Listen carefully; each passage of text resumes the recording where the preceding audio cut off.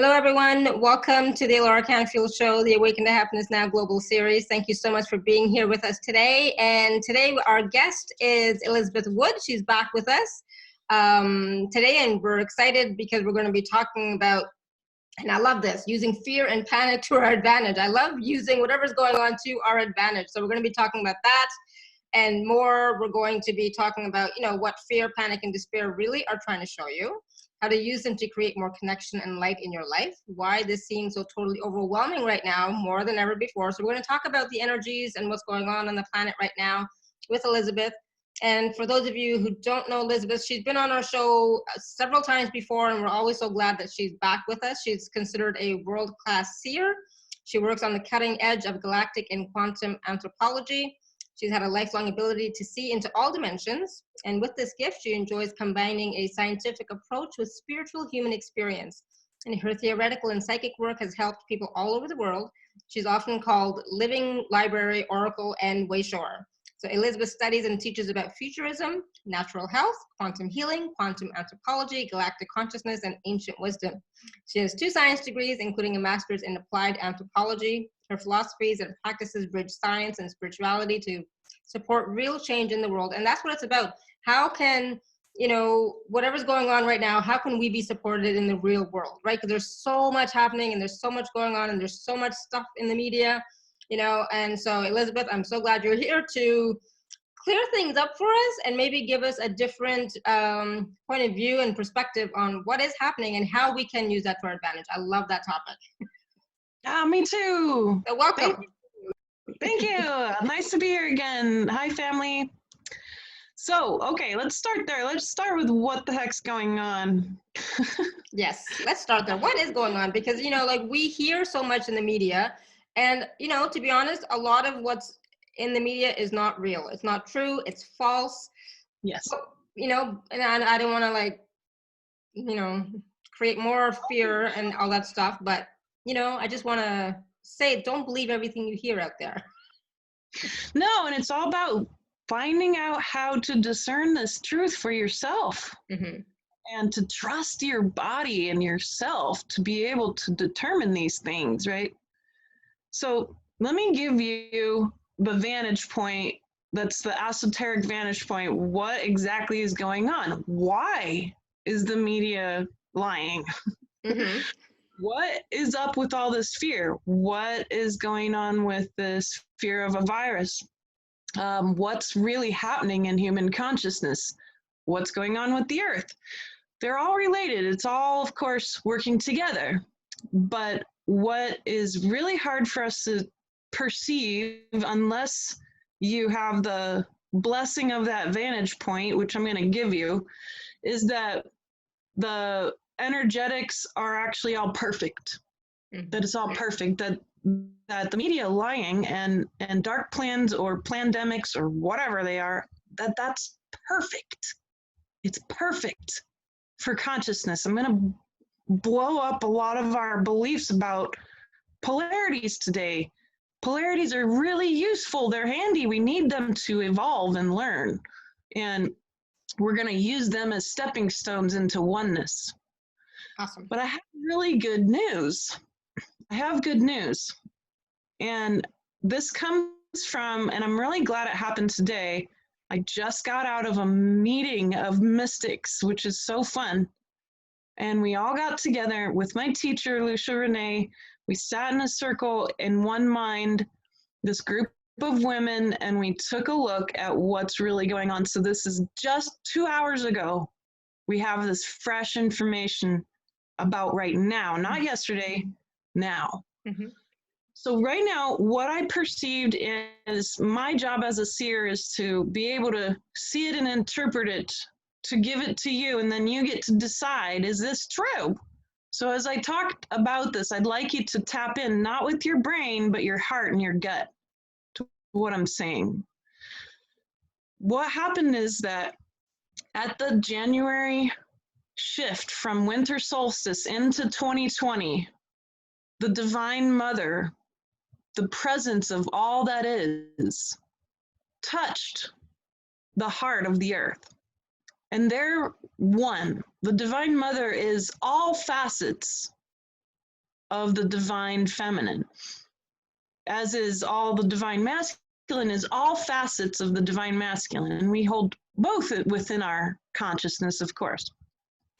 But the reason why Divine Mother coming in particular is so important is because she has an intimate relationship with the very deeply feminine Mother Earth. And so she touched the heart of the earth, and it opened up like a beautiful jewel box to reveal the original experiment in consciousness. All these different beings were given a beautiful invitation from pure, pure love at the original instatement of this experiment in consciousness on this planet.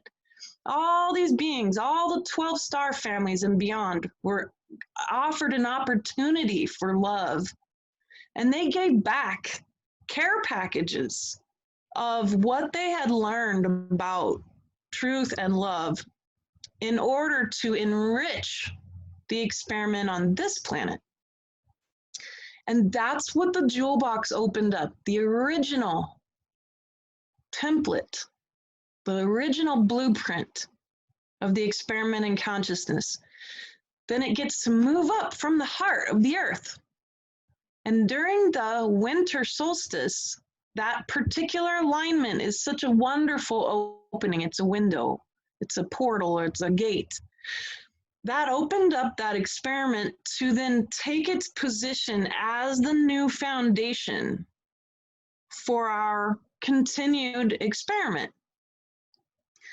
And what this has done is it's literally been from the ground up, and I mean literally from the ground up. It's gently started to take over the human experience. And each of us are experiencing this in different ways. So I'll give myself as an example. Being in a feminine body this time, and I've had lots of masculine lifetimes, but in this particular embodiment, once that sort of trickled upwards or percolated upwards, it hit my power center, the root.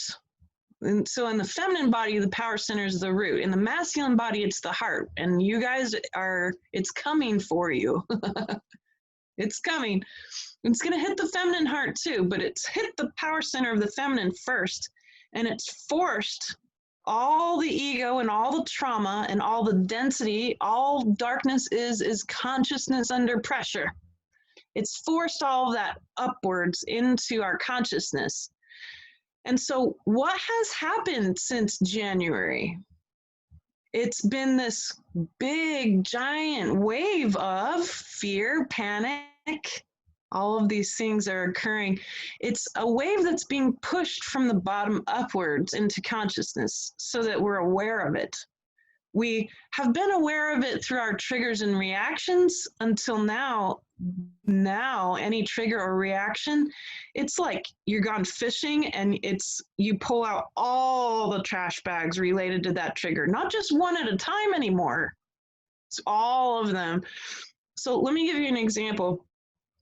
Around January, I started to realize that I hadn't dealt with all the worthlessness I'd been maintaining in my root. So I decided to examine it very systematically, like I always do, going into the density, going into the darkness, the feelings of worthlessness, the terror, the agony of suffering that I'd been holding in my power center. And that for men especially, they tend to hold this. So I'm speaking to the masculine too simultaneously. Men tend to hold it in their body, hold their pain and their suffering very intensely. All this forced all of this density up for me, and it was so incredibly overwhelming. It was all of the worthlessness I'd ever experienced, and all my lineage's worthlessness too. Because we're not just dealing with our own trash bags, we're dealing with 500,000 years worth of our lineage's trash bags blocking our ability to access what the human body is capable of accessing, which is all those 12 rooms in the house, all the dimensions all at once. That's what our birthright is. That's what we're getting back to. But this is a serious amount of work. We've got this beautiful blessing, however, of the purest, most intense, most powerful, on fire love there is. On fire love. Forcing all of that energy and all that density, all that worthlessness to the surface from the ground up.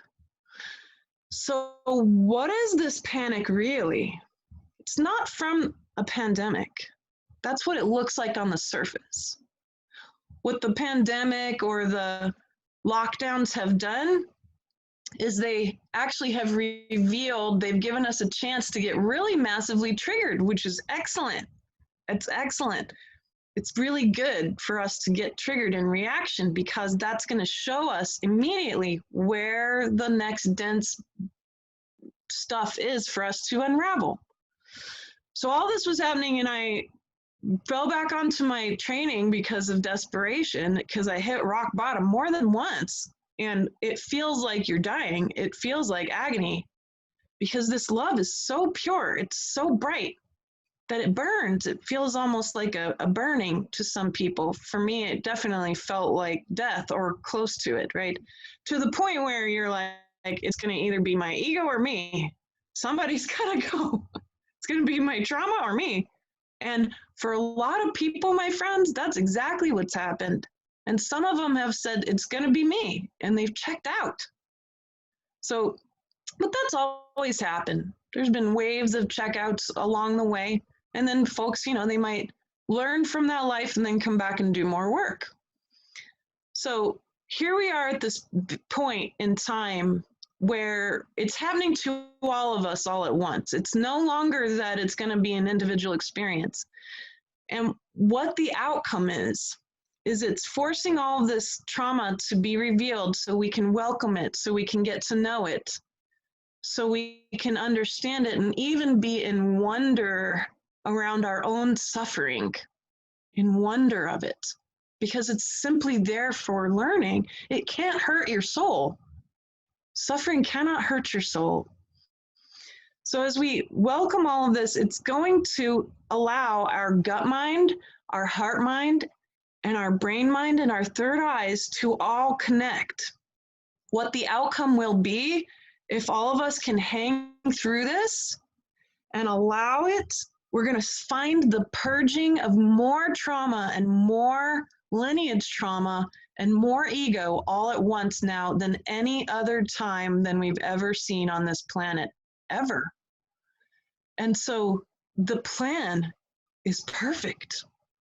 Even the dark plans have actually helped this occur. It's amazing. It's so divine and refined and impressive how this has worked. And so the outcome, I want to give you that glimpse of this possible outcome if we're willing to use the panic and the pain and the suffering right now. If we're willing to walk into it and use it to fully embody the learning this time, and not just our own, the learning of our ancestors too. 500,000 years of learning. If you've ever wanted to know right now, or ever wanted to know in your life, here is the chance for you to fully know without boundaries. And there's, of course, going to be one mind. It's going to be a psychic one mind. 5G is nothing in comparison to what humans are capable of attaining psychically, which is the real internet. It's already been there, but now it'll be revealed in incredible blinding clarity. That will be one mind, one heart. We'll be able to feel each other. It's already happening. All these empaths, and many of you are collective empaths. You're talking about it. I get the honor of doing tons and tons of sessions all the time with people and getting to tap into that. Everyone's feeling one another in ways they never did before. And we had to be able to do that to come into, of course, the one body. So one mind, one heart, one body. We are one species. If there's anything any virus or bacteria will teach us, it is that we are one species in actuality. And it's the end of the isms and the other and the racism. It's the end of all of that, if we're willing. to face all of this trash that wants to be revealed. Anything that's dark or dense, again, it's all made of light, and that light is information and power. It's knowledge, it's wisdom, it's connection to source. So with all of this, this is occurring, it's still moving up right now. I feel it sort of hit the solar plexus. It's slow. It's like we're gently dipping ourselves into a very, very hot bath. And it's going to hit the heart center next, and then the masculine's going to open up. And my husband's a great guinea pig for this kind of stuff. Because usually if something happens to the masculine, I'll see it happen with him first, and then it'll happen to all these other men in my life, whether they're clients or whatever. And so just yesterday, Laura, he's sitting on the couch, and he suddenly bursts into tears. Never seen him do that. Out of the blue. Yeah, out of the blue, he bursts into tears. And I'm like, are you okay? And he's like, it's all lies. It just blinding clarity. He's like, they're all lying, because he's talking about. I said the same thing to my husband today. He was in the other room, and I could hear him like deep sighs. You know, it's like, are you okay? And he said this. He said the exact same thing. It's like, oh my God, what are they telling us? This is ridiculous.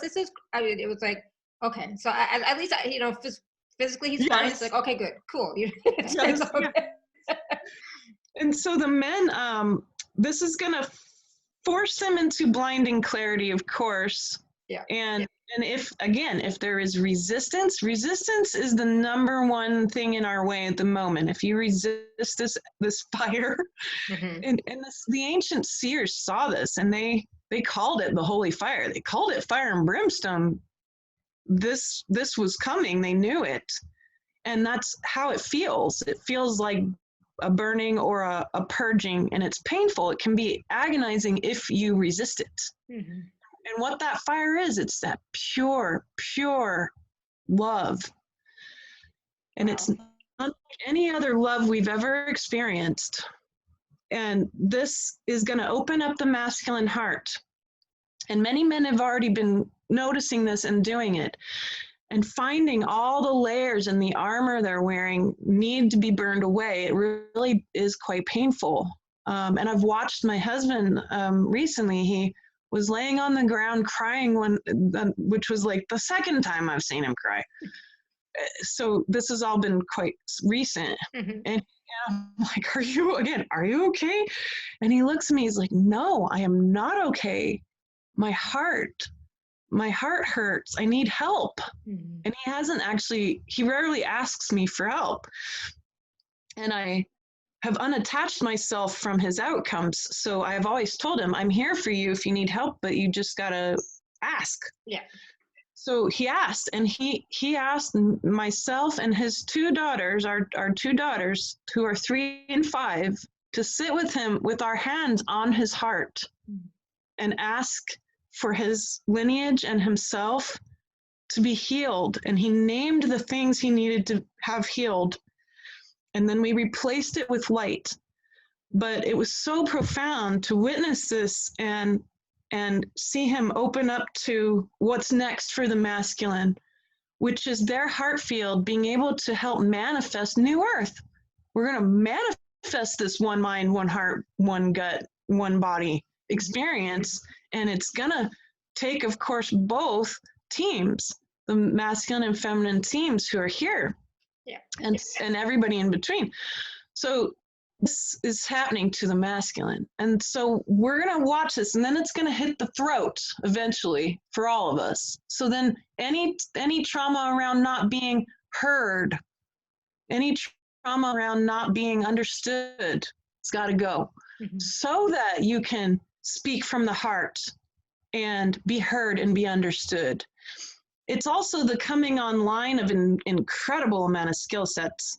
Every person I'm talking to lately has some incredible skill sets coming on, and they're kind of confused about it because it's happened so fast. And if they're willing to go into the fear, if they're willing to go into the panic and into any other triggers that are revealing all the trash bags around them, keeping them from having access to dimensions. And if they're willing to, they're going to find these skill sets are coming online really quickly, and that it's easy because they'll remember how to do them. They'll remember how to use them. The reason why you'll remember more is the same reason why any trash bags ought to really be focused on, why fear is pointing to the next big trash bag for you to release and get to know so it can be unraveled. Is that when you do that, not only do you get access to all dimensions, which is lots of variety of light and wisdom and lots of different kinds of beings are from all different dimensions, but then you also get access to all your memory. And this has been measurable for me. Like when I was in college, which seems so long ago at this point, but when I was in college, I would have a lot of memories come through, but I didn't really know what they were until I had a job with a mystic, and she taught me that what I was perceiving were actually memories. And along the way, using those processing techniques, going into the fear, going into the frequency of the trigger, getting to know it, welcoming it, allowing it, experiencing it fully, and then allowing it to move through you like a waterfall, so that once you're finished, you'll feel that expansiveness, which is the light that it was made of. So that's the job. By using that technique, which is merging, it's mystical merging with what is dense or dark or evil or difficult in front of us, what is causing the fear or the panic. And so when you merge with it, it has no power over you anymore. Then you know it, you understand it. Once that occurs, that light that it's made of is allowed again into your field. And then you embody the wisdom of that trash bag. Because that trash bag's full of wisdom, loads of it, tons of knowledge and wisdom. When all the trash bags get moved out of the way, you get access to the whole house. The human body, it maintains that house. It's a 12-dimensional house.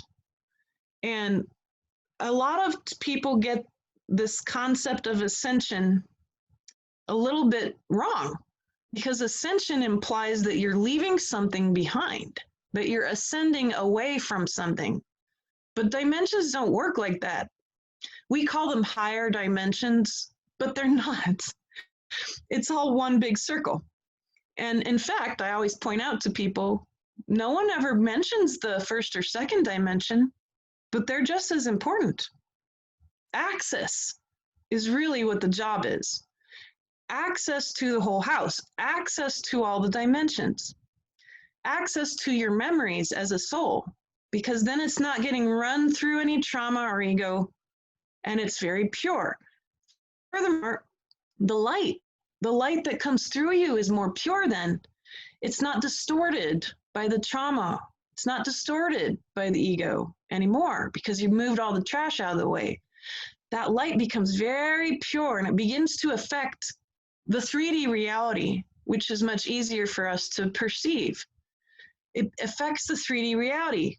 People lately keep telling me, oh, you're glowing more than you ever have. I'm not surprised, even though I don't really notice it, but I'm not surprised at all. That's just another measurable example of the light being less distorted, because I've been working on a whole bunch of stuff.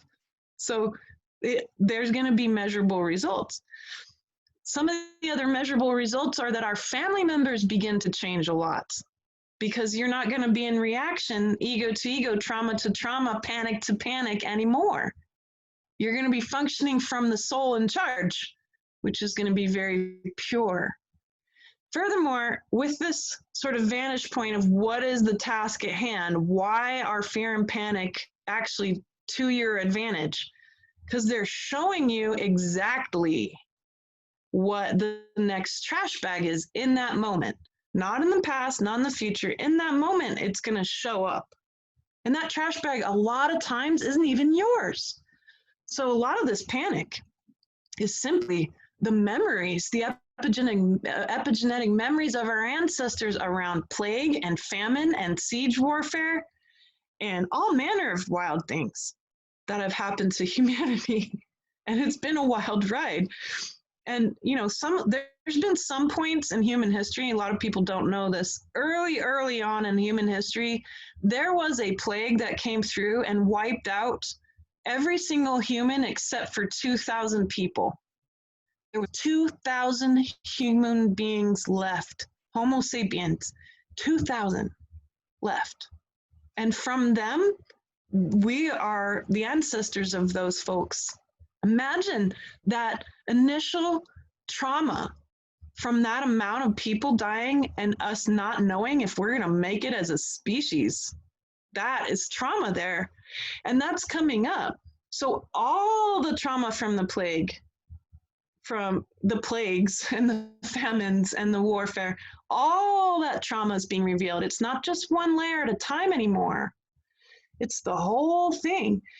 And that's unique. It used to, over 500,000 years, be really one layer at a time for us to try to manage. It's been slower, and now it's fast, but it's harsh, it's intense.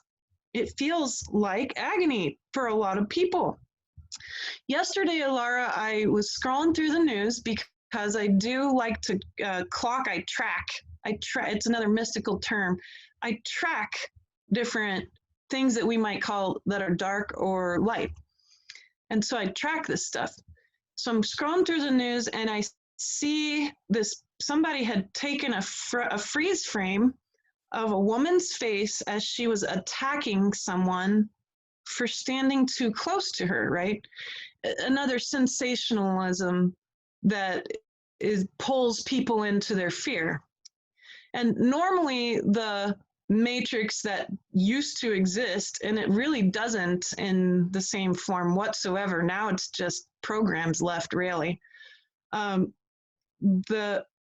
fear would have been consumed by those tapped into it, whether they are human or not. And now, and that's how they keep functioning. They're continuing to play that role perfectly with great refinement. But what they've missed is that their structure isn't working the way it used to. Now people's fear is not getting, immediately sucked up and magnified so easily, unless someone has simply not had the privilege. It is truly a privilege to have these tools. So here's this woman, right, who's attacking someone and they have a freeze frame of her face. She looks possessed. But I saw past that and I said, oh my goodness, I can see very clearly. She's in agony. She's in agony. This love is too much. It hurts and she's resisting it. That's what resistance looks like, was her face. It looked like agony. And I thought, okay, this really divided people into a final last polarity.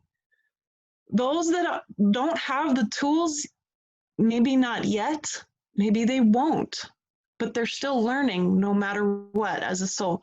Those that don't have the tools they need and they are allowing the fear to get continued and growing the trash bags in their field until it's going to be unbearable. And they're going to have to do something about it. They might reach out for help from one of us.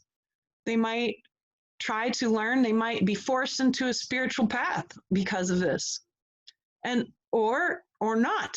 And so either way, it's perfect. And then there's those of us who've had the privilege to have this consciousness and these tools, and we're in love. We're in love. We're in love with fear. We're in love with panic. We're in love with suffering because we know how valuable it is, how much it advances us when we go into it and we recognize it and feel that truth in you, because it comes from our original ancestors. You see, the original human beings on this planet were enlightened. They didn't have any trauma or fear. They didn't have any ego. And so when they would get hurt, physically, emotionally, spiritually, when suffering would occur, they were amazed by it. They were fascinated with it. That's where we're going back to. That's more natural. They functioned as one mind, one heart, one gut. In fact, you can see remnants of that still in, for example, the Kungsan people of Central Africa, a hunter-gatherer group. Not only is their gut biome thousands of times more diverse than ours who live in modern society, which means that their gut biome is intimately connected. Their body is connected to the earth and each other. One body. Connected to the animals that they are with, that they live in symbiotic relationship with, connected to the plants. They have also one heart. They can feel each other. They can feel the animals and plants as well, and their knowledge and wisdom. And they have one mind. The Kungsan people are famous for psychically hunting. They don't hunt like what we think of as hunting. They're psychic hunters. If they have an agreement psychically with an animal that this hunt is going to occur, they hunt not through 3D tracking alone, but through the gut, the heart, and the psychic connection and the pure love they have for that animal. And the chase is simply part of the revealing of the relationship between them.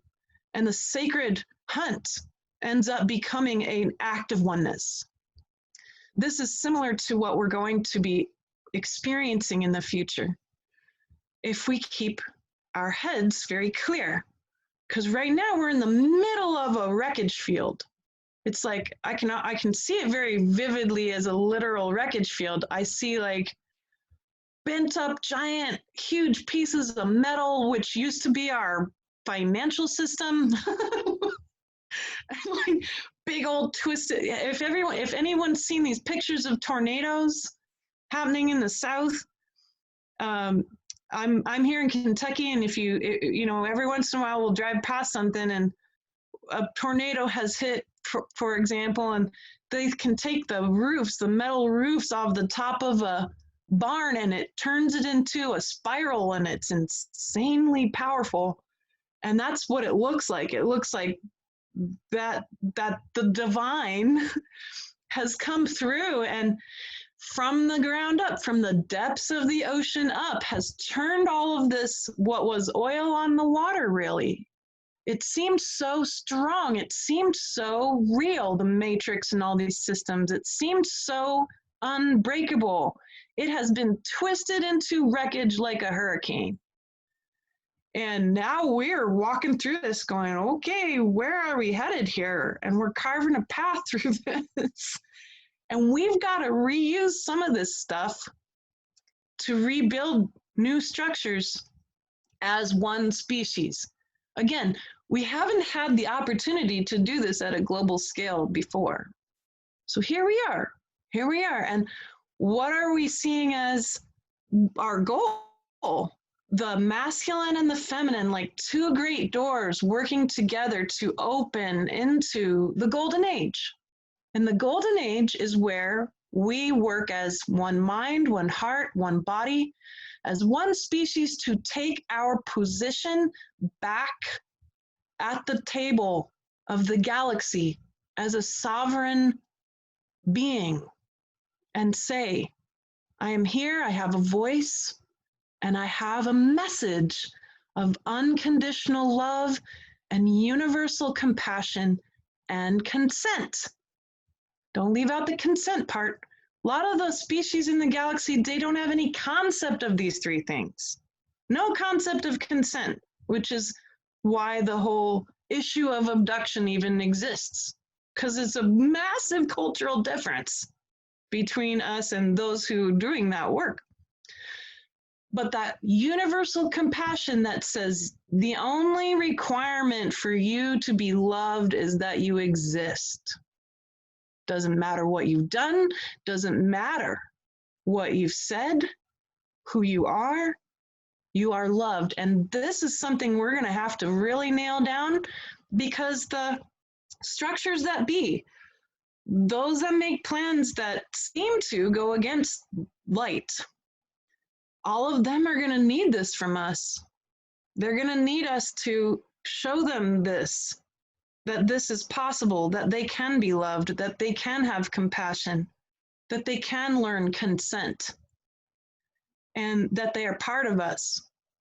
And so this is the goal we're shooting for. So in your life, if you can bring it back down to what seems like the personal, and that's the wonderful illusion that we get to enjoy, is finding our way from the personal to the universal. If we can go into your pain each moment, go into the suffering, find the fear.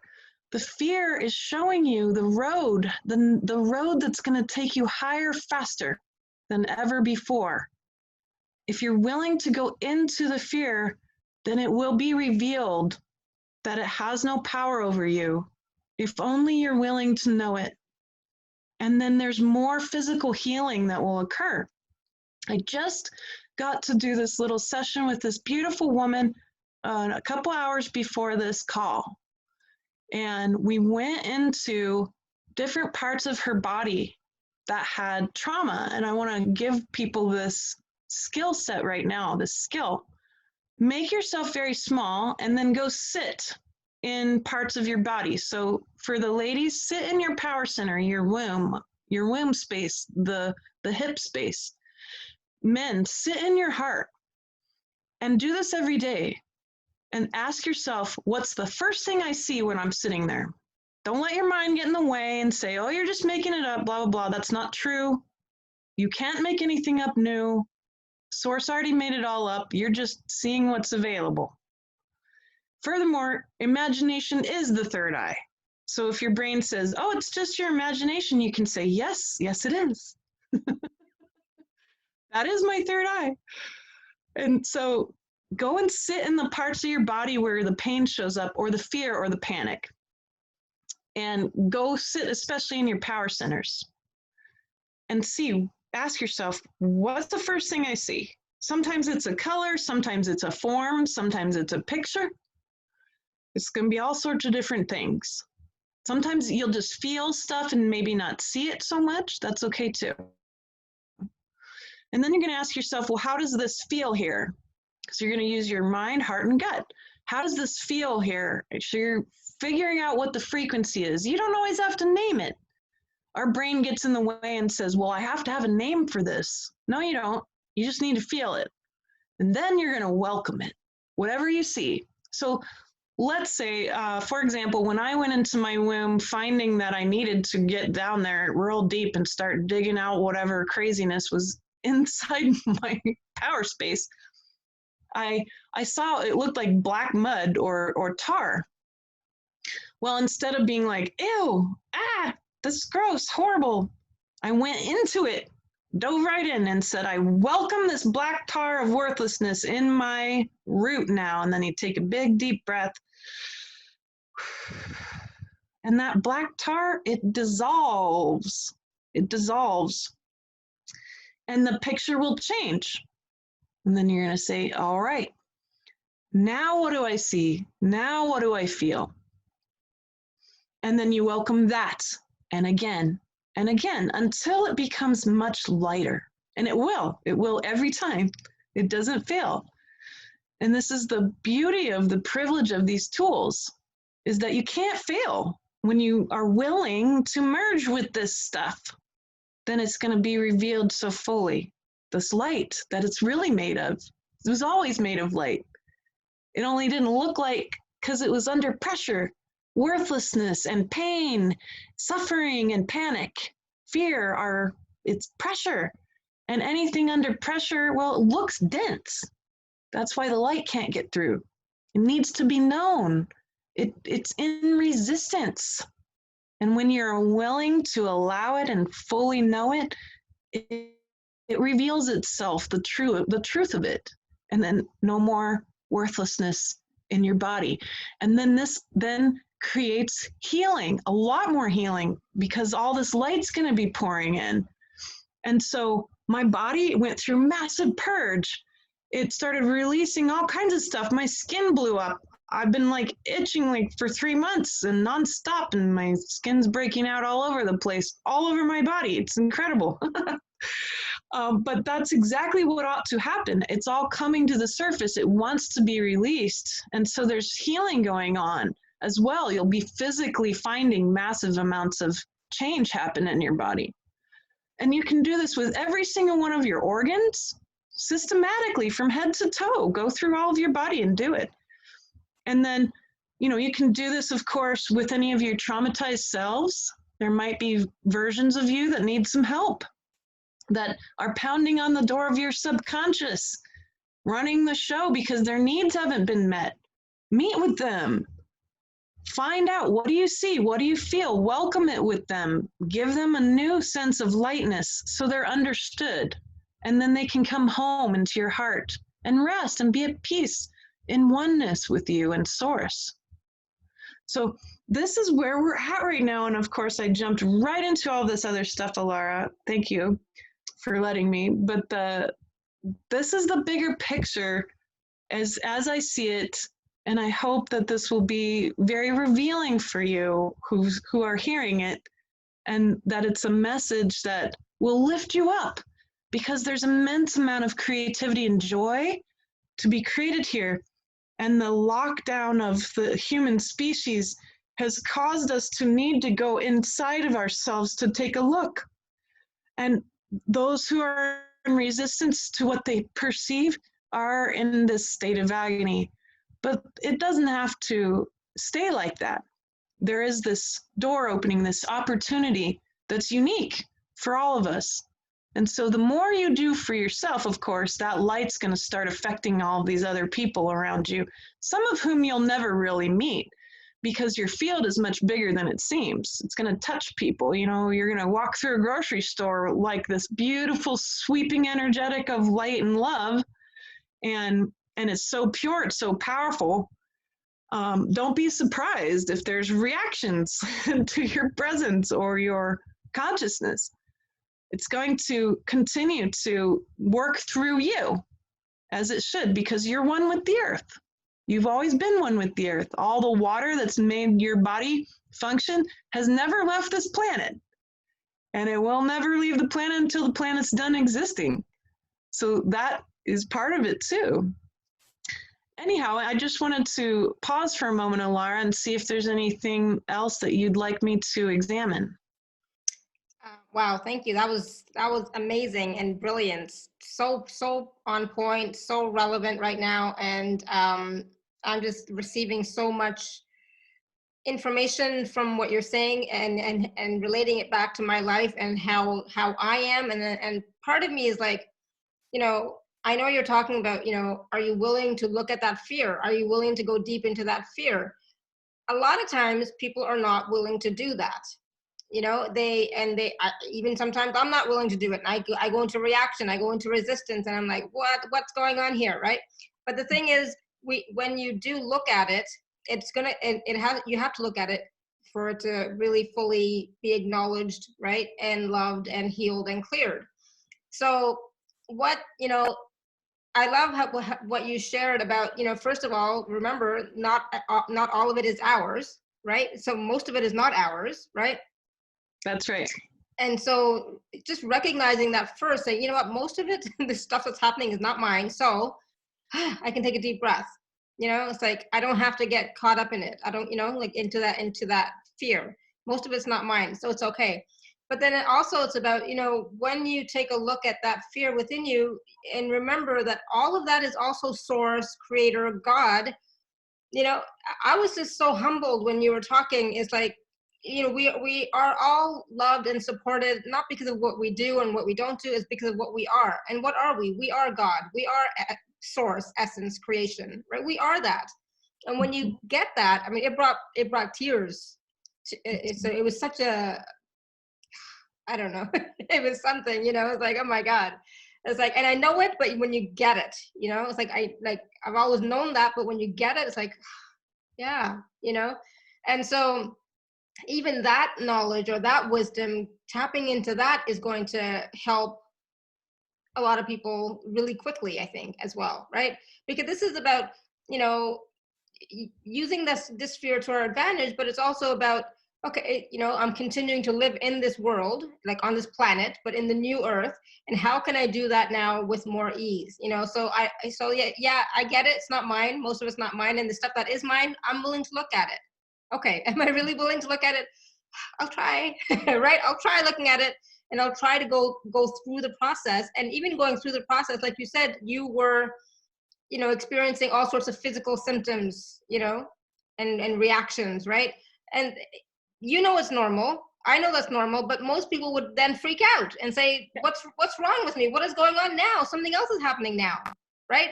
So they go back into the fear again. So what can you say about that? Yeah, so again, we're so privileged to recognize if we're resisting or if we are unwilling, right? But I like to take, because it sounds like I'm all gung-ho and that I'm like super perfect about going through all this stuff. No, definitely not. Ask my 3-year-old, who triggers me more than anybody lately because she's 3. And 3-year-olds, I don't know what it is. Everyone says it's terrible 2s. It's not true. It's terrible 3s. And they're not terrible. She's coming into her sovereignty, right? But she doesn't know how to present her needs with decorum because she's 3. So, she comes over to me and says, "Give me some food, mommy." Right? And so in that moment, right, the heat of my daughter unknowingly being rude to me might trigger something in me. And if I'm willing to at least notice it, then I can notice it and I can say, "Oh, I'm a little triggered by that. All right, thank you." And you put it aside, because how are we possibly going to be able to fully process that single trigger, which is leading to a whole room full of trash, right that minute when the 3-year-old needs food? So, that's a real-time 3D example. You can't always do this work right in the moment. Sometimes if you're in a state of unwillingness, if you're in a state of resistance, it's because you need to do some other things, like take care of your kids or make some dinner or vacuum up something or clean up cat barf or whatever. This is real life. This is 3D and also all-dimensional life. And certainly, no amount of the human species has gotten away from it. We have real physical things that need to be addressed. Now, with that mindset, though, if you're just willing to at least notice it, wow, my kid triggers me every time she has got an attitude, then you can make space. And this is the act of the sacred ritual. People completely have really not been taught at all, at least in the past few hundred years probably, about the power of ritual. And I want to give you a cool ritual you can do to help yourself create a space where you're going to address this stuff. Take the time at the end of the day. Even if you're in bed, you can do this. So it doesn't matter where you're at. Maybe it's right before you go to sleep, which is the only time I've got to do any of this, really. And so I happen to have my own bedroom because I'm so psychic I can't sleep next to anybody. And so I'm so lucky I can afford that. So I have this bed and I'm going to lay in my bed every night and I ask myself, what are some of the biggest triggers that I noticed today? And I might pick one. Doesn't mean you have to do all 50. Pick one or find a theme. Find a theme, right? And so then what you'll do is you'll say, okay, I'm going to take that one because, Ada, my daughter, she triggered me, 10 times today. Okay, so that one. All right, we're going to go into that. So I bring up the memory, the physical brain memory of the event. And I go into how it made me feel. And I pull up that feeling. So then I'm going to ask myself, where is the trigger in my body? And you need to know that because your emotional body and your physical body are married. And the emotional body isn't only in the heart, it's in every cell, it's in your pinky. I've had people in session literally say to me, all my fear is in my pinky right now, what is going on? And I'm like, that's normal, it's okay. Because your emotional body is just showing you a spot where it's holding that. It's holding the structure of that fear or that problem. So then I'm going to find that energetic of my daughter triggering me, which is right here, because it relates to my heart and my throat. Because in that moment, I want to act like how my mother acted, which was very angry. I want to speak from my mind and my reaction and not my heart. So I can feel the trauma of my mother's trauma, which blocked her from her heart. I can feel my own trauma. I can feel my grandmother's trauma. And I'm lucky I can see this stuff, but the feeling of it's there. And so I'm aware that was something that my mom had. She had the tendency to rage because she wasn't being heard. And so I've held that in my body, and I'd always want to resist it. Like, I don't want to be like my mother, right? But that's exactly what what I've got to do. So I feel that trauma, or I feel the trigger. Okay, there it is. And then I'm going to set myself there, and I'm going to do the exact same other technique. I'm going to take the time in that moment to say, what is it that I see right away there? And I see what looks like bookshelves full of papers and piles. And it's all this. It's what I'm doing this right in the moment, by the way, for you. It's all the things my mothers and my grandmothers wanted to say and couldn't. And now I'm feeling it move up into my tongue and my throat. So I'm going to welcome that right now. I welcome all the things my mothers and grandmothers and myself have always wanted to say and couldn't. And then all this energy moves through my throat. It's moving up into my mouth and through. It's finally moving all the junk out of the way so my heart and my throat can work together like they should, right? So I've welcomed it. And now I'm going to feel into it.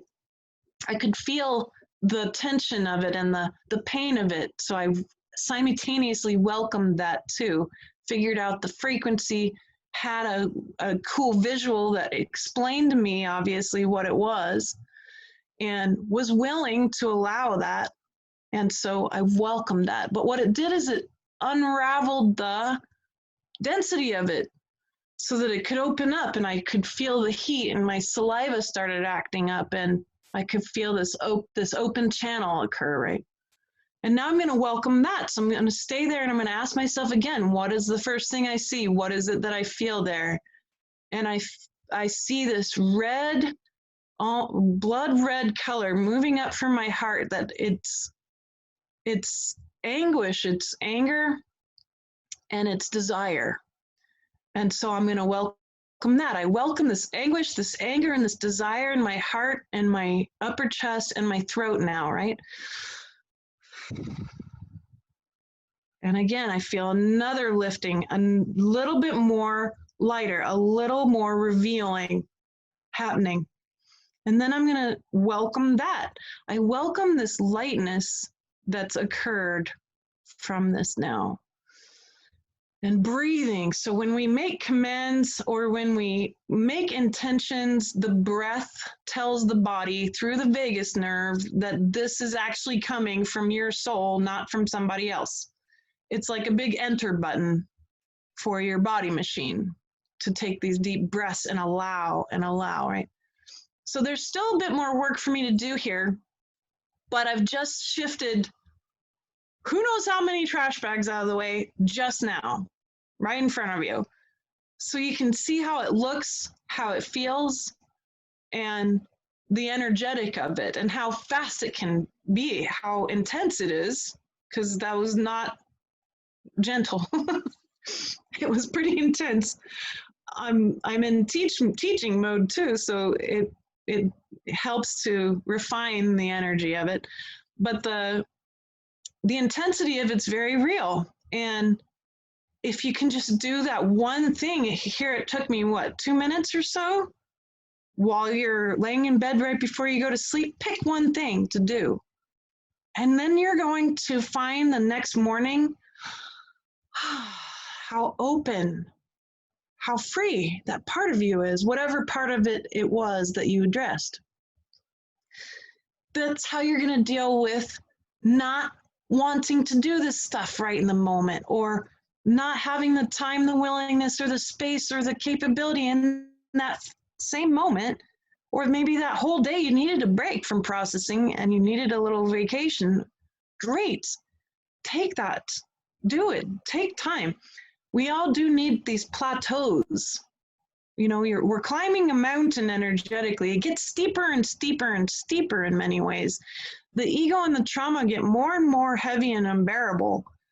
And when we drop a whole bunch of it through great effort, you're going to need a space where you can take a little rest, a little plateau, turn around and look at the view, the new view from higher up, a little more connection to the global and the universal has occurred.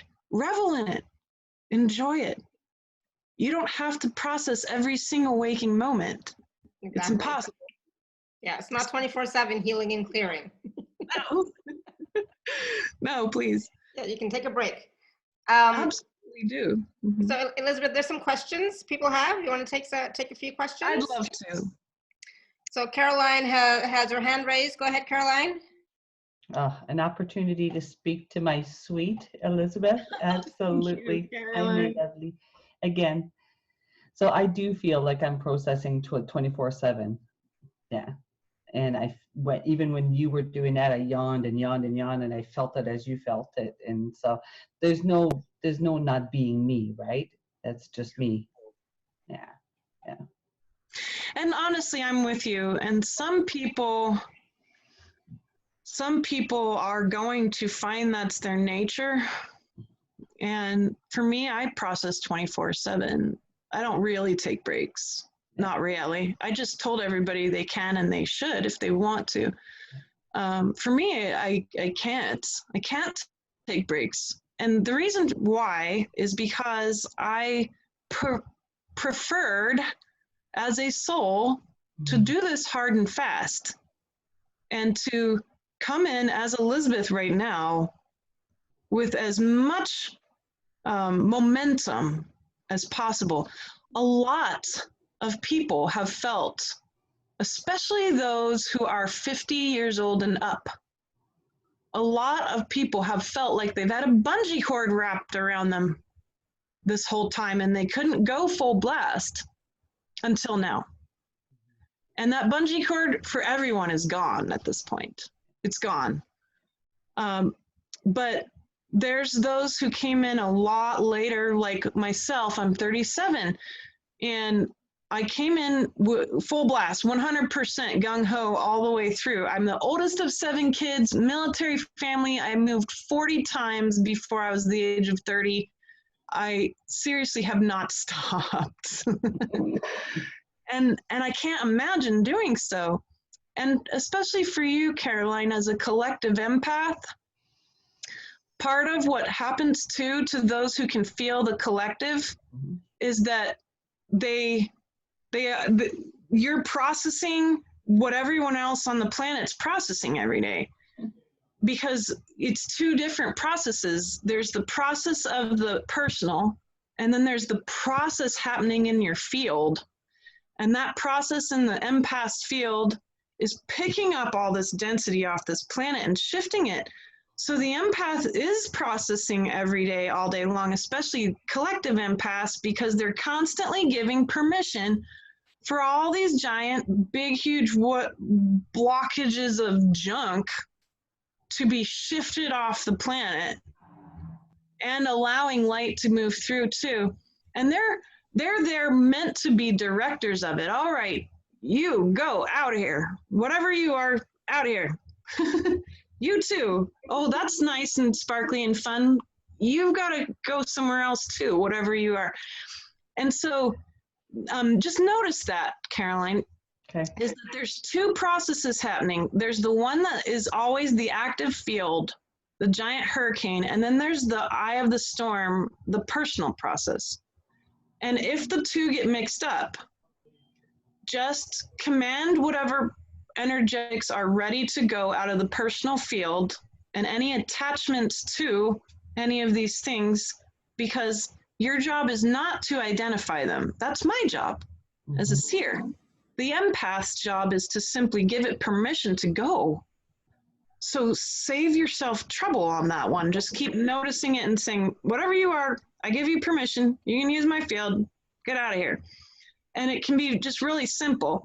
But if it feels like it's in too close and you're being overwhelmed by it and you're like, I got to process this, first, catch yourself. Dear heart, release any dense or dark energy out of my body and field that's ready to go now. And then take a deep breath. Fill my whole body and field with pure presence now. And then another deep breath. And then check again and see if the process is still there in the personal field. If it is, then you know it's yours. If it's not, then you've unattached yourself from anything that wasn't and given it a chance to actually use your field to get the job done. So all of you empaths are these beautiful hurricanes of precious sovereignty. Each of you have a field that's so immense. It's difficult to have people really truly know how immense that is, how big your fields really are. But it's doing a massive, important job on the planet. And the unattachment from trying to identify it is going to save you a lot of trouble. You gave me a lot of good information. I have to go because my mother-in-law is in the hospital with kidney failure and we're just waiting for a call. So if I may ask just for a prayer for her, Teresa Manzo. I spent a lot of hours releasing a lot of her stuff. So she might be on her way out. So I love you. I love you. I love you. I love you. Thank you. I love you, Lara. Thank you for always allowing me. I love you so much, sister. Bye, Elizabeth. Bye, everybody. Love you. Bye. So I love what you said about you know, the empaths who are clearing for the collective, and there are so many of us who are doing that. But I think a lot of times they don't know that that's what's happening. You know, a lot of time the empaths who are clearing for the collective, they don't know that that's what's happening, and they just automatically assume it's all theirs, and they're trying to clear it and deal with it, and nothing's happening. You know, like it's not working. Right? And then they get frustrated and say, what's wrong with me? You know, like all that wonderful stuff. Right? And they get burnt out, they get, you know, all that wonderful stuff. So it's just interesting for everybody to hear that today. So I'm so glad you shared that, because I think, you know, I don't think you've mentioned that part before, you know, so I'm glad you shared that with us today. Yeah, empaths have a special job, and notice too, empaths often feel very traumatized and confused about what they're doing here and why. But so do, honestly, psychics and other skill sets too, because none of us really are offered any kind of quality training by our cultures. So noticing as an empath that you know, the difference between what is yours and what isn't, stop identifying it first. And you're going to save yourself a whole lot of trouble. And then making sure that you can envision those two separate fields, the bigger, larger field and the core personal field. And then feeling that you have some semblance of control over your personal field. That living outer field, it's not going to stop spinning. It's not going to stop clearing. And so when you're, of course, in control, I like to use heart commands to do that, because the heart space speaks to the whole personal field. So if I tell my heart what to do, it's going to talk to the rest of the body. And also noticing then, of course, if anything's left for you. But I think for empaths, it's so important to feel supported as well, to feel grounded. And most empaths are also conduits. So getting yourself physically, literally grounded, like a grounding rod or a lightning rod, you need to be on the earth. You need to be working with crystals and elements and in the water or in salt water, using gold, which is a great conduit. You can consume gold, you can wear gold, you can put quartz crystals on your body. All of those are there for you to allow all that excess energy out. And then you'll feel that stillness build from the inside out. The stillness grows. And furthermore, as empaths, all of you are kings and queens. You're kings and queens of that giant throne room, which is your field. Mm-hmm. So whatever comes into your attention is so precious. It's so precious because it's needing to be seen by you, but you don't need to identify it. You just need to be aware of it. So is your throne room a welcoming place? Is your throne room a place where all these things can move through your field without any judgment, without any aberration, without any preference? And that's the goal. And so I just want to encourage the empaths, because your work here is so precious. And the last thing is, if you do some commanding and clearing, make sure you always replace it with light because of physics. Most people are not trained to clear and then replace. They clear and then they're like, why did it come back? And I always ask, well, did you replace it? Well, no, I didn't. Because most of us aren't trained that way. So replace it. You get to choose the quality of light that replaces whatever you shifted. You're the divine source consciousness coming in, choosing that light. So I want to empower you, because it's not an easy job. And I've only in this past year been able to start feeling, because I finally freed my heart from my armor. And I thought I was going to lose my mind. I was thinking, I don't know how all these empaths can handle it. I get it now. This sucks. And then I finally found my niche in this realization of the field and deciding how I was going to function from there and using my own advice. And that saved my life, really, because I don't know if I could have made it feeling and seeing all at once. It's a lot. It's definitely a lot, for sure, you know. Somebody's asking, or Deb was asking a while ago, she was doing some clearing work last night, and hopefully I can find the question. But she was asking, how do you clear dimensions? How do you clear dimensions? Okay, so remember how I said that the dimensions are like a house, right? Mm-hmm. So each room in the house is a dimension. So if usually we wake up in these bodies and it's like, oh, I'm in the third dimension, you know, if we're lucky to even think like that. And we don't know who we are. We don't know why we're here. It's pretty horrible. It's kind of like waking up from a party and you don't remember how you got there, but the whole room is literally piled to the ceiling in trash bags. What a horrible nightmare to wake up in, right? Mm-hmm. There's human reality in a nutshell. Yeah. And then you have this window. You get one window that you get to look out, and you know, whatever you see, there's your life, you know, that you just were born into, really. And so if you're lucky enough to be aware that you need to address these trash bags, and most of us don't get that chance till later on, when we've already started piling more trash bags in the room from our own trauma. When we get the chance to say, enough is enough, I can't live like this. And out of desperation, which was my case, finding a way to shift these trash bags out of the way. And at first it was really slow, but it would make me feel a little better and a little better. You know, the PTSD was like a mountain and it felt impossible to move rock by rock, but it's incredible. After a while, you start making a dent. And so it's emotional processing. Emotional processing of your trauma is going to start moving these trash bags out of the way. They unravel, they start to give you information, they start to reveal, and then voila, there's this big trash bag one day, and you shift it, you process it, and then there's this whole other room.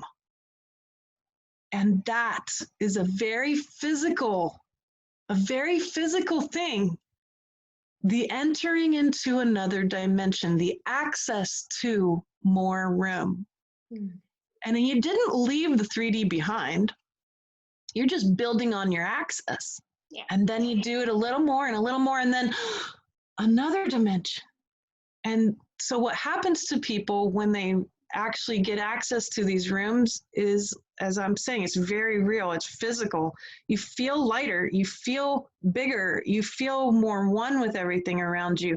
A lot of people end up with first contact. They start to see new beings and guides. They start to have interaction that they didn't have before. They have new clairs coming online, new skill sets that'll come. They remember more. And then a little more and a little more and a little more. So I've been pushing into the 9th dimension, and it's been so hard. It has been exponentially harder than all the other rooms combined. And so expect that. And I was told that that would happen by the enlightened people who'd been carving that path out. So we can all help each other out. We're all at the edge of this navigation of consciousness. We're all on the cutting edge. All of us, all of you are.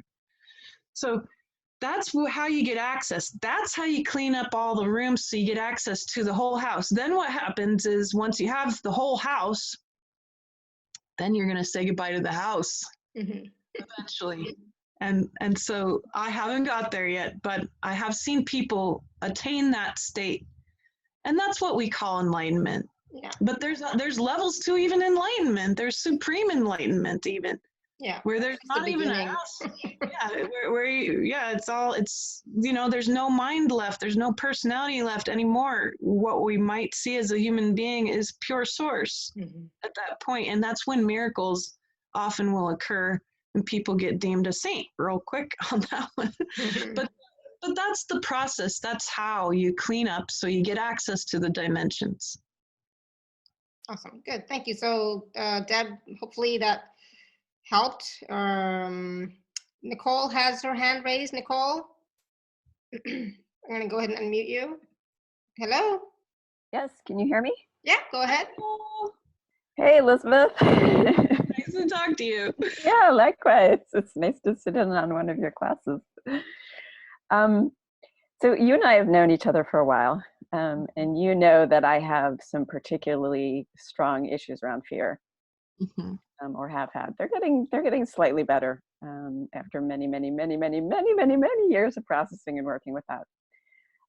So my question has to do really with the extremities of fear. Essentially, when the body goes into like a death throes, like the fear is so strong that the body thinks it's dying. Yes. And so it does this whole clamping down thing. And that, in my experience, is almost impossible to stay with as it's actually happening. I mean, you basically have to be willing to die. And not many bodies, I think, are actually willing to do that when it's, even when it is their time. So I'm wondering if you have any suggestions around that. Yeah, so the first thing that comes to mind is, and I relate, the first thing that comes to mind is that in that moment, the extreme fear can turn into trauma, of course, which is what normally happens. Yeah. And with this level of consciousness we're talking about, I think that the detachment from the embodiment at that moment is a survival mechanism that's very important. Yeah. And that detachment from the body at that time, if you can't talk it through and say, it's okay, this isn't going to kill you. If we keep going, we'll find our way out of this. If the body can't listen because it's too traumatized, right? Yeah. then to step out of the body. And that is okay. A lot of times in psychology, it gets shamed. Oh, you're detached. And that's not true. In mysticism, it's incredibly important. You give yourself a chance to have a vantage point. And that's very important. It is an other dimensional vantage point. Mm-hmm. And so I believe and have used that detachment to save myself from causing more psychic damage to my light bodies than is needed in that moment. Right. And I think from that position, then I save myself from the damage, but then eventually the body's going to get into a calm enough state where you can get back in. And then try to gently, very gently go in and do a little teeny weeny bit of welcoming and a little more baby welcomes, little baby welcomes. And then see if that can heal a little bit of the connection with the soul and the body. Because at that moment, then the body's saying, I'm either going to die and you're going to get kicked out of me, or you can detach while I go through this, and then we'll try to do it together later. Right. Does that feel right? Yes, yes. And I really, thank you. I really appreciate the validation of dissociation as a sane mechanism in those times. Because, you know, while I think the acceptance of dissociation as a, you know, intelligent mechanism is growing within the psychotherapeutic community, the understanding of that is non-existent within the spiritual community. And the acceptance of that is pretty much non-existent. So I really appreciate hearing that. And I know I'm not alone because I work with a lot of people, you know, in extreme fear. And so, you know, I know that there are a lot of folks out there who have similar issues. And, absolutely. This is, I'm hugely appreciative to you for, you know, kind of bringing this out and stating this, Awesome. because I agree. And it's really nice to have those kind of extreme defense mechanisms validated. I'm so glad to hear it too. We did it together. We revealed it. Yeah. Yes, exactly. Thank you. Thank you. Awesome. Thank you, Nicole. Thank you, Laura. Thank you. All right. So I know we have some more hands raised and some more questions, but I just want to take a few moments and talk about the special offers that you have available for us this time, Elizabeth. So for those of you who are on the live page, you can just click on special offer. Those of you who are not, you can go to alara.at/show/Elizabeth4. So there are 3 packages available, package A, B, and C. So Elizabeth, do you want to talk about some of them? Got it covered. Awesome. All right, so package A is, I wanted to put together as much audio classes as I could that I felt would help you through some of this. And the first class is really a class that I called it Quantum and Galactic Anthropology, Creating Real Change. But it's a look at the quantum, it's a look at the galactic and how it affects the human experience. And that's what anthropology is. It's the study of humanity as objectively as you could get while still being human. And so that also leads you into a technique, a way of thinking about human culture and how changes occur. And with that class, there's this energetic download to be able to perceive things a little bit differently than you ever have before, and to really see how change works and then claim that change for you. So that class is really special. And it's, let's see, it's about 20 hours of audios in that first package that I pulled together. My classes tend to run fairly long. And then the second set of classes, I've been calling them the multidimensional mastery course. And that one is a set of classes which I think would be most useful to you. The first one being around time. We have a lot of misconceptions around time. As someone who studies quantum physics and mathematics and all of these things, I'm going to pull together, and I have synthesized the scientific view of time and the esoteric to make it make sense so we can actually use it. But furthermore, great ability then to stay present, to use the present as your action point, and even better, how to help all your friends and family stay present without annoying them. So that's a great useful class. If you are having trouble staying present, need your family and friends to help stay present too. The second one is in that set of 7 is equations for enlightenment. These are some of the patterns I've noticed that have been most useful, either mathematical patterns, geometric patterns, and or esoteric consciousness patterns that have helped some of the people I know reach higher states of consciousness, get access to more of those dimensions. And then, of course, full body discernment, probably one of the most important things I've ever talked about. How to use your brain, heart, and gut to make decisions. Anything from what ice cream do you want to eat to where should you move to is this thing made of light or is it false or what? Or if you're watching the TV, to know, feel, and see if it's true or not. And if you've ever wanted to discern truth better, this technique is what I use every day, all day long to live. It's a way of life, it turns out. A full body discernment.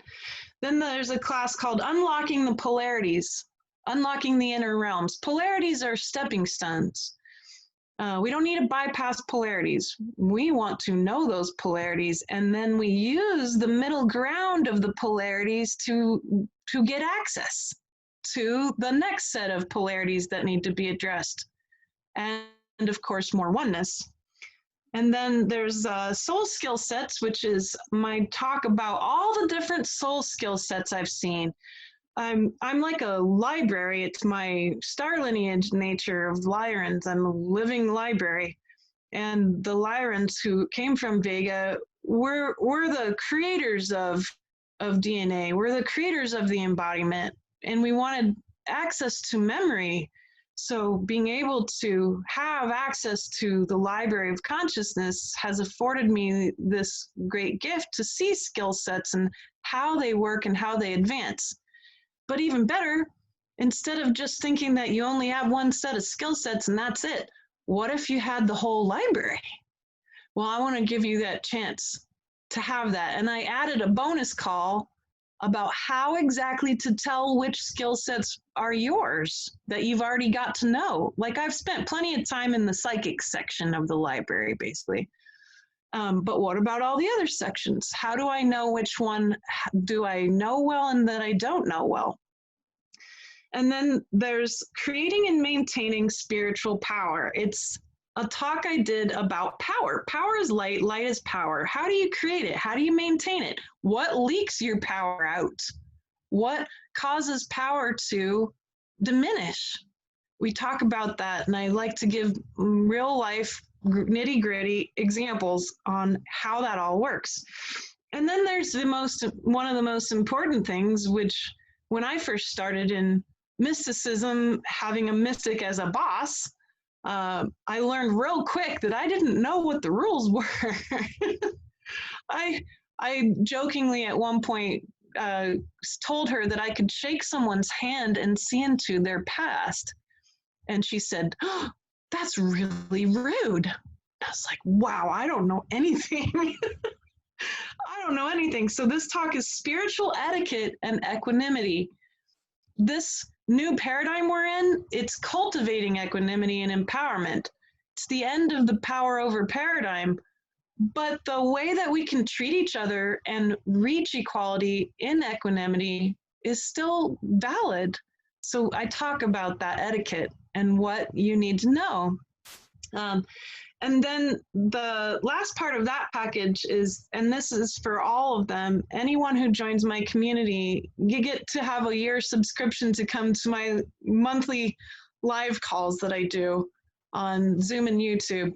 And that's so precious. We do a lot of wonderful work together, and we take the personal all the way up to the collective, all the way up to the universal every time. And then the second package is a little different. It's for those of you who might not want to sit through 20 hours of me talking, which is woven with lots of light, all fun. But package B has a different set of items. The first one is going to be the class on galactic and quantum anthropology. But the second item is going to be what's called Cultivating Non-Judgment, the Art of Psychic Lenses.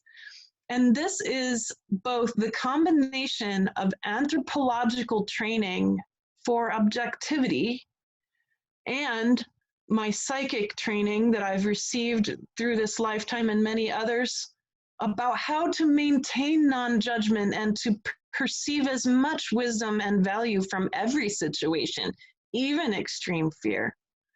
In fact, you'll find that this concept of detachment or disassociation is actually an incredibly useful tool that I call zooming out or vantage point. So you can use disassociation to actually help you see more about the reality or nature of any situation. And so I train you precisely how to do all of that in this particular interactive ebook, which has videos, audios, and lots of beautiful writing and pictures that I designed full of light to help you with this cultivation of non-judgment, not only for everybody else, but for yourself, of course, too. And then the second interactive ebook I was making available in the second package is the Fields of Limitation and Limitlessness. There's 5 programs that we're running. Remember I said that all that's left of the matrix are programs. There's 5 in particular. I name exactly what they are, how they got there, and how to walk out of them. And when you've walked out, what is going to come replace them? A field of limitless light. So I'll give you a quick example. Right now, we're all noticing the fear of death. The fear of death separates us from nature. It separates us from the laws of destruction, which are so valuable and important. The law of destruction, by being separated, by causing fear, then we are separated from nature, and that makes us better slaves, right? A slave that fears death is a good slave. You don't find any other beings on this planet quite so afraid of death as humans are. And that's why, because that program's running. So I help you walk out of that and then into a celebration of destruction as part of one of the most wondrous laws of the universe. In fact, I would like to say that destruction is proof that this universe loves us, because not one atom, not one particle of consciousness is wasted ever in this universe. So that's a good example of something that you'll learn from this book. And then there's, of course, the access to the community. And everybody also, just for fun, gets a bonus meditation compilation my husband wrote, because I just love his music. It's woven full of light, and it can help all kinds of healing. Last package, I'm only selling 10 of these. Is going to have a 30-minute one-on-one with me and a group call. And the group calls are powerful, but I noticed a 30-minute one-on-one, we can do a lot of really deep work in 30 minutes, but a lot of times to have a follow-up group call around that same subject or another subject, then you get to see all the other people's readings and be part of it and give your input too, which is very valuable and important. And so I wanted to make sure you didn't just have one 30-minute and then nothing. I wanted to have 2 different things to help you feel supported and get some follow-up on shifts and changes being made, so you get clarity. So it all together is almost an hour's worth of readings from me. And then the second package B gets put nicely right underneath those sessions with the third package. And that's the 3 offerings I wanted to give you access to this time, because I have a lot to choose from. I've taught almost 300 classes, and I like to go in and say, all right, I'm going to talk to Alara. What do the people need? And so we pull it together into something that will be most useful to you right now. And so thank you, Alara. Thank you for letting me share that. Oh, it's perfect. Thank you. And I'm glad that there are the three different, not levels per se, but three different types of packages that way people can, if they're new to you, they can just, put their toe in and get package A, right? Yes. And if they're more familiar with you, they can go into package B and package C. So definitely you definitely want to get a chance to get a 30-minute session plus the group call with Elizabeth. So choose package C. That, like I said, or like Elizabeth said, there's only 10 spots available. So you definitely want to get those. And the thing is, like, in 30 minutes, like Elizabeth shared so much already with us today, including processes that we can start to do, immediately. And some of you have mentioned even in the chat that you were doing the process with Elizabeth at the same time, and you were clearing, you were releasing, you were experiencing transformation, right? So I wonder what else is possible for you, right? I wonder. So, sorry, my voice is like kind of going a little bit.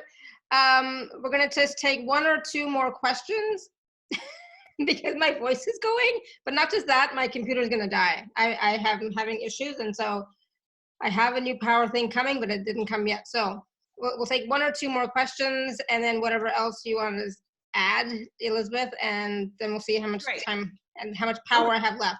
So, Melissa, I'm going to go ahead and unmute you. I don't know why my voice is suddenly going.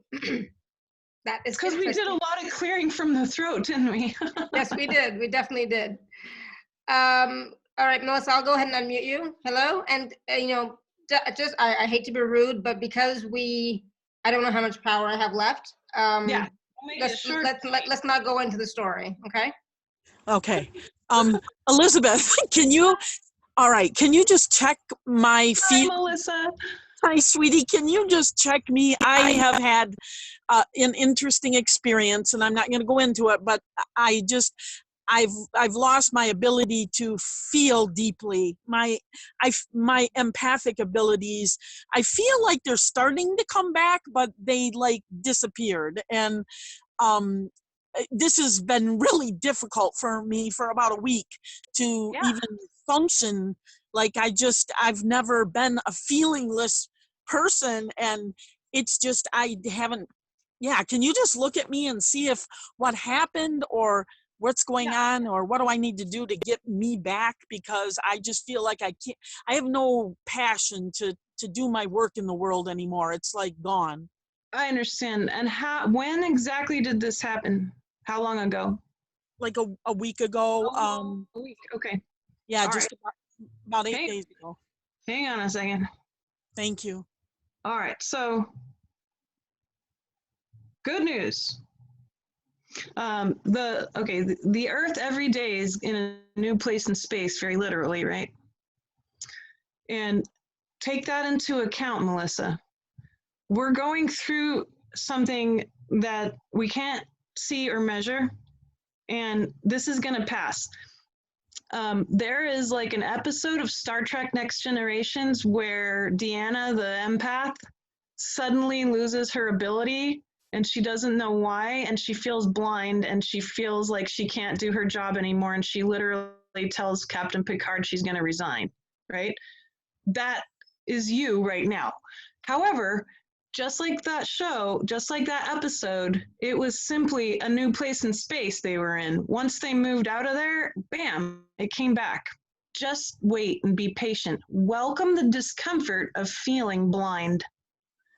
Welcome the discomfort of feeling blind. It's also going to lead to a few different past lives where you were in embodiments that your heart got shut down, especially masculine embodiments where you were an empath, but you wore a lot of armor, and it caused this feeling of not being able to feel, not having any passion, and then end up doing all kinds of crazy things because you can't function, right?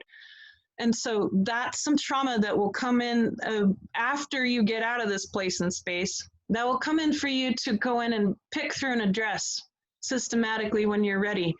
Be patient and just welcome this very strange, weird, numb feeling. Hang out with it. It won't last. Okay, I feel good already. I'm just like, yeah, Yeah, I mean, just the awareness of, okay, because it just felt like this time jump too, almost. You know, it was like something really weird. So thank you, and You got it. that's huge. I don't want to take up any more time. I'm You're so fine. grateful. You go, lady. You're right on track. Stay put. Hang tight. It'll get better. All right, I just want to keep doing my work, and that's what I was Of course. concerned about. Okay. Yes. Thank you, Melissa. Yeah, keep doing your work. Thank you. Thank you. All right, we're gonna go to, and if somebody had written something in the chat, just type it back in again, okay? So we're gonna go to Alice. Alice, I'm gonna go ahead and unmute you. Hello? Hi, Elizabeth. I am thrilled Hi, to Alice. speak with you. I recently sent you a couple emails, so this is really nice to meet you. Awesome. I have multiple sclerosis. I walk with a cane. My body is really weak right now. And I was introduced to your work 3 weeks ago, and I'm so grateful. But my question is around, I keep on getting like, I can do the work right now, but then I get like, maybe I shouldn't because of the limitation that I am, you know, like, I don't want it to be too intense for me, but there is a lot going on. And I'm still at a point where I'm just getting, I don't know. Some days I can go for it. Some days I'm like, nope. And I'm not even focused. I can't even sit down and do a to-do list. I'm all over the place. Yeah. I want you to do a heart command with me real quick. So Okay. drop into the heart, and we're going to command something out that I'm seeing. And everybody can do this with me. So we'll drop in the heart. We'll say, dear heart, and repeat after me, would you? Dear heart, please lift all this static. Please lift all this static. All this confusion. All this confusion. And anything maintaining the static. And anything maintaining the static.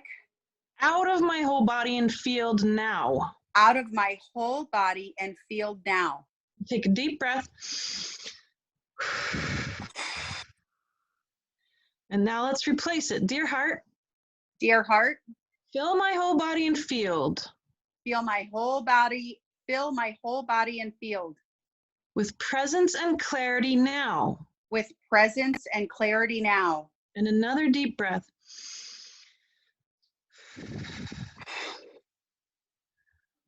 Okay, now you look better. So part of what's causing the confusion and the scattered brainness, right? And do you perceive how much lighter it is now? Yeah, I do. But and do I do this every day? Yes, and there'll be more. But start here. Start with every day in the morning time, commanding out anything that has to do with static, right? Because static is attracted to your body. Your body. No, like static is coming right at me, and it's sticking to me. Precisely. And that's also energetic and psychic too. And so I also want to point out, the MS is not stopping you from doing the spiritual work. The MS can be healed through the spiritual work. Yeah. And so you know that already, but the reason why it's been so confusing and why it hasn't seemed like it's helped is because of the static. Yes. That static is unnatural. It's part of, well, it's part of nature, yes, but it's being created. It's being created, and your body is particularly in a specific frequency that it just goes straight to you.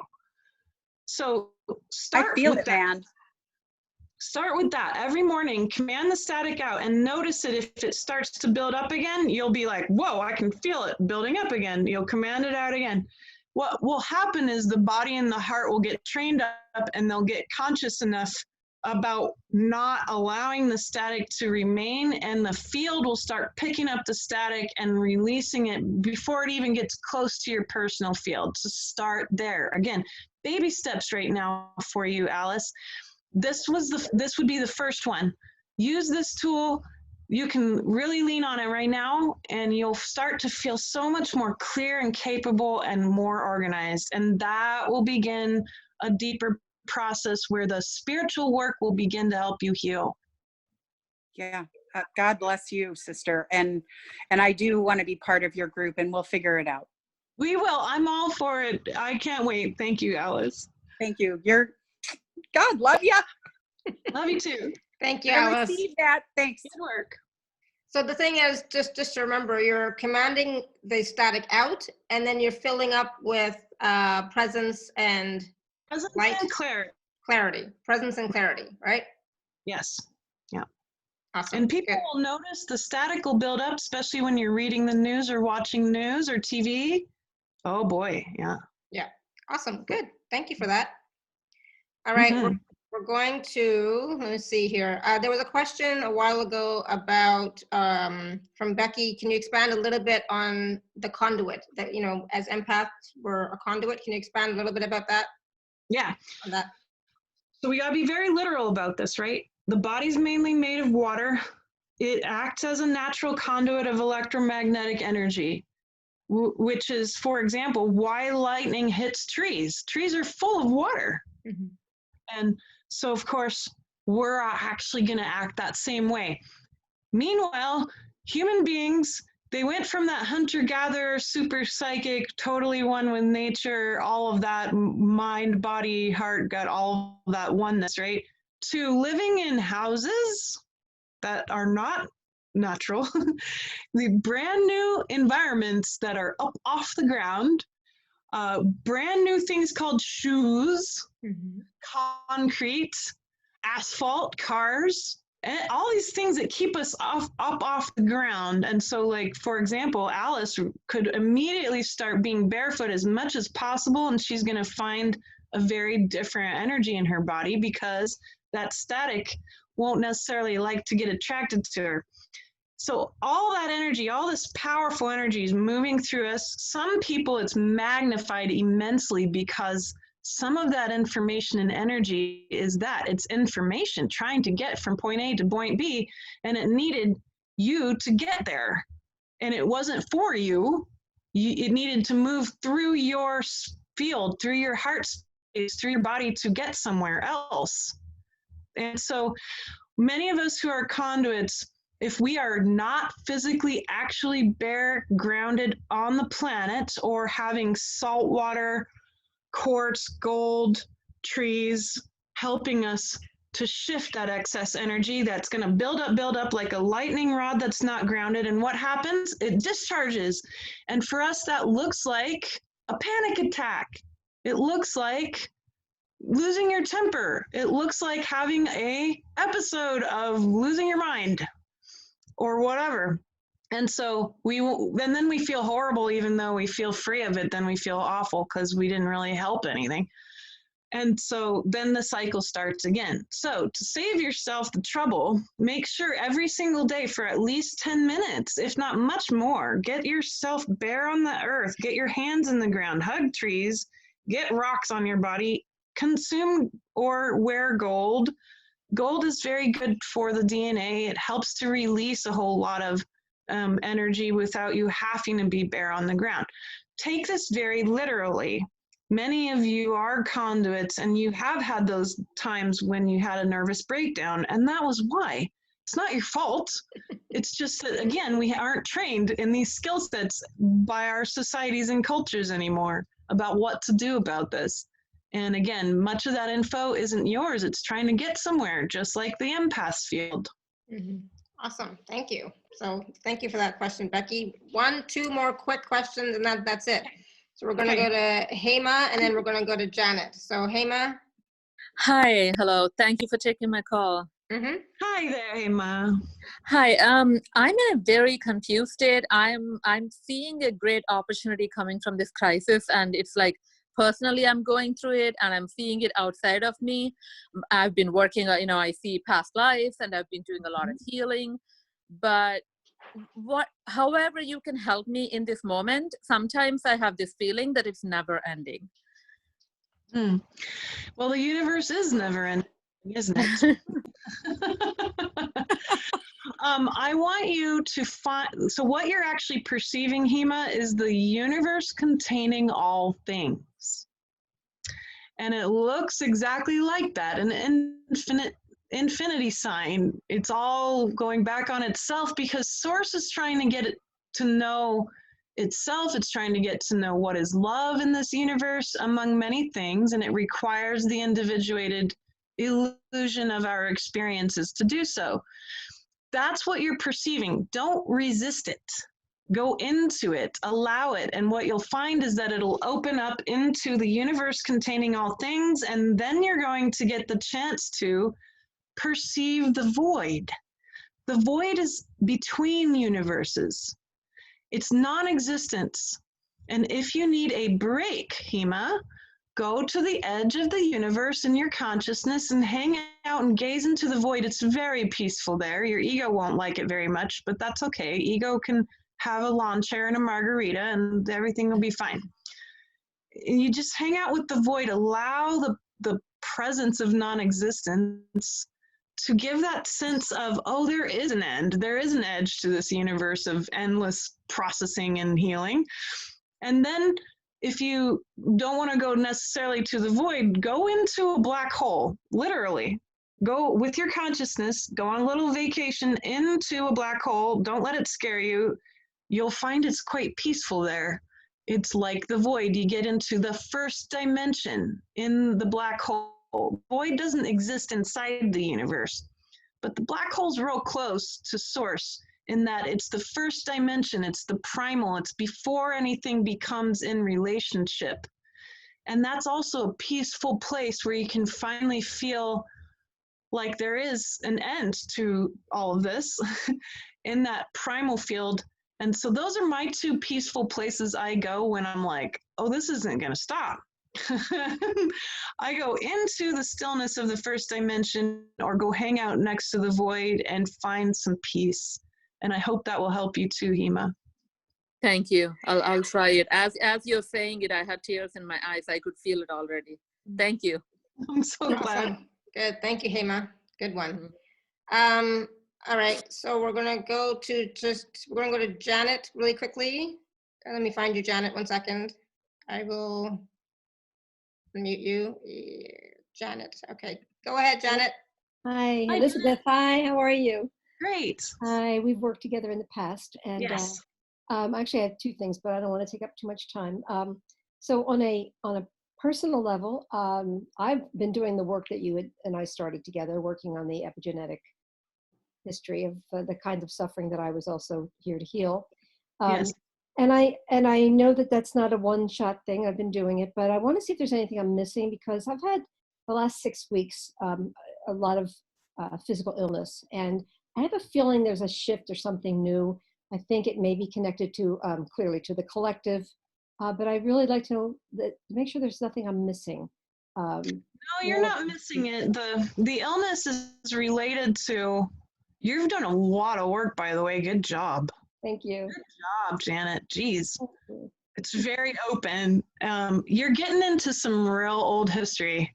You're getting into like pre-writing. You're getting into some prehistoric history in your DNA.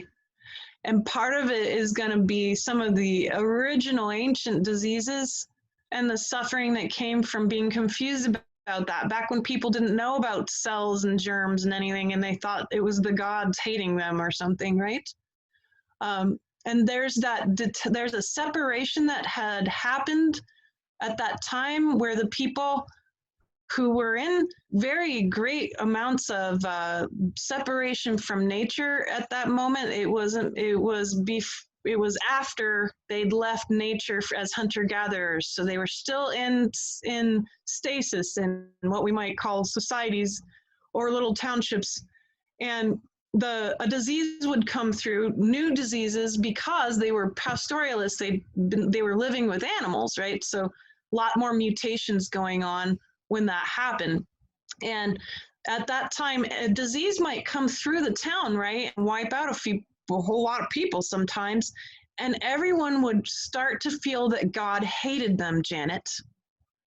And so underneath all of that, the illness is showing up as part of the purging of it, as a part of the purging of the fear of disease by welcoming it and talking to the disease and getting to know it and getting to know the illness. But also not finally healing the polarity of God hates me. I am not supported by God, and ending that feeling of not knowing and feeling ignorant and feeling separate. So we're naming some things: ignorance, separation, God doesn't love me, I don't know what's happening to me or why, right? Does that feel right? Yes, and it feels like it's connected to the collective of what's going on right now. And oh yes, I think so. And right, and so that's what I was feeling, was connected to it, the current collective as well. But one of the things that's making great sense to me about is it brought up, and I did work on it, but it brought up issues of feeling invisible, of not being seen, not mattering, right? And I was working on that in terms of the lifetimes that I know, but you're saying this is taking to a much more, really a primitive state of feeling, right? Yeah, very medieval, right? Like early medieval. So that means that's how far back you've gone in your clearing work for your lineage. That's very cool. That's very cool. Can I thank you. I thank you. Anything else you recommend relative to that? I don't want to. No, you're on the right track. And if you have more questions, email me. I will. Thank you. I have a one comment question about what you said earlier for everyone.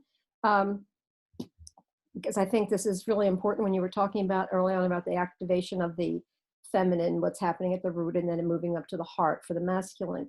It felt really important to me that you spoke to that, because how I understand this is that as that masculine gets activated in men and women, as the heart gets activated for the masculine aspect of us, that will allow for the protection of the divine feminine, because of the value that the masculine holds for that, and the true function of the masculine relative to that. Then collectively, that interweaving of the masculine and feminine is going to be what is necessary with regard to the heart to override some of the difficulties in the darkness in the world. You nailed it. The attributes of the feminine are creation and destruction, and the attributes of the masculine are preservation and integration. And then we have the whole. And you are so correct, so right. And we need our men to help rebuild this planet, and we need them to be seen. They need to feel heard and seen and understood, just as we have needed that as well. And we can give this gift to each other. You nailed it. Right. Thank you. I appreciate that. And thank you for your help. And thank you for you. Janet. Thank you, Janet. All right. Thank you.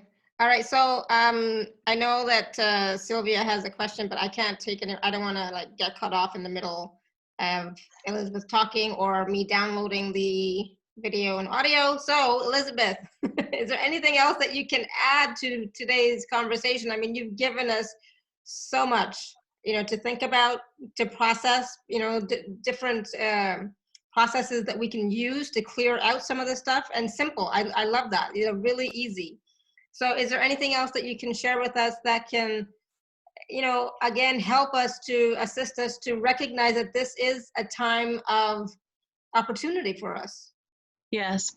So what this rising up of the actual original template of this experiment has also done is it's awakened all of the elementals.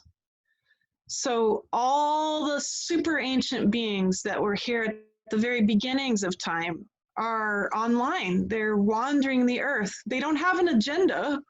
They're here simply because they are full of wisdom and knowledge. They don't have any skin in the game exactly, but they're available. So speak to them like great dragons and beings, Ents, from Tolkien, the elven races, the fairy realms, all of these are open. It's there. It's all available. It's been pouring out. A lot of people have been seeing this stuff. It's very clear. A lot more contact happening. Be willing to create dialogue with the elementals, with the elements, with these realms, and they'll continue to help you because they're always there to ask questions. They've got their own things that they're interested in. But the human experiment is kind of happening alongside of all of that, which has been awakened. And so you have this opportunity, all of you, we all have it, to be able to communicate that way. Talk to the animals, talk to the plants, talk to the viruses, talk to the bacteria, the yeast, the fungi, all of your cells. Talk to your body, talk to your organs. Continue the dialogue, mind, heart, and gut, every single day with everything that comes into your awareness, into your attention. Follow the threads of frequency, welcome them.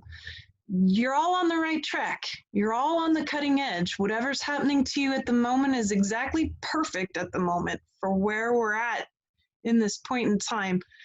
And there is nothing that is imperfect about what is unfolded. It's incredibly refined. It's so refined, it's humbling.